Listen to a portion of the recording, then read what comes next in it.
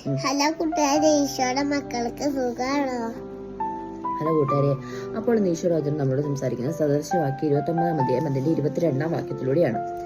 കോപമുള്ളവൻ കലഹമുണ്ടാക്കുന്നു, ക്രോധമുള്ള മനുഷ്യൻ അതിക്രമങ്ങൾ പെരുകുന്നു.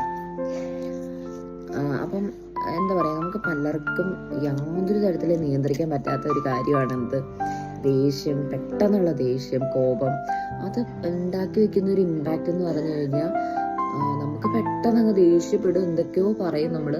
പക്ഷെ അത് ഉണ്ടാക്കുന്ന ഒരു ആഫ്റ്റർ എഫക്റ്റ് ഭയങ്കര വലുതാണ്, നമുക്ക് നികത്താൻ പറ്റാത്തതാണ് പലപ്പോഴും, അല്ലേ?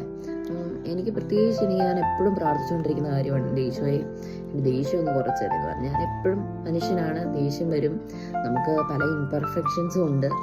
അപ്പം എന്താ പറയുക, നമ്മളെന്ത് ചെയ്യാം, ഈശോയോട് ഞാൻ എപ്പോഴും പ്രാർത്ഥിക്കും, ഈശോയെ എൻ്റെ ഈ ദേഷ്യം ഒന്ന് കുറച്ച് തന്നെ. കാരണം ഞാൻ പെട്ടെന്ന് എടുത്ത് പൊട്ടിത്തെറിക്കും, എന്നാൽ ഒരു 15 മിനിറ്റ് പോലും നിൽക്കത്തില്ല, പെട്ടെന്ന് അങ്ങ് സോൾവ് ആവും. പക്ഷെ നമുക്കൊക്കെ ഒരു പ്രശ്നമാണ് അത്, ദേഷ്യത്തെ.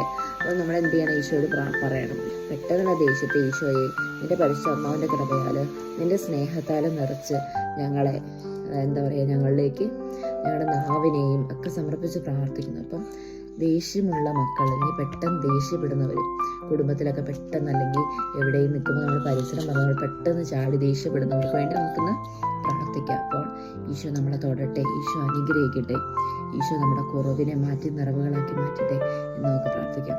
അപ്പോൾ കൂട്ടുകാരെ, ഇപ്പോൾ പോകുന്നു, പിന്നെ കാണാം, ബായ്.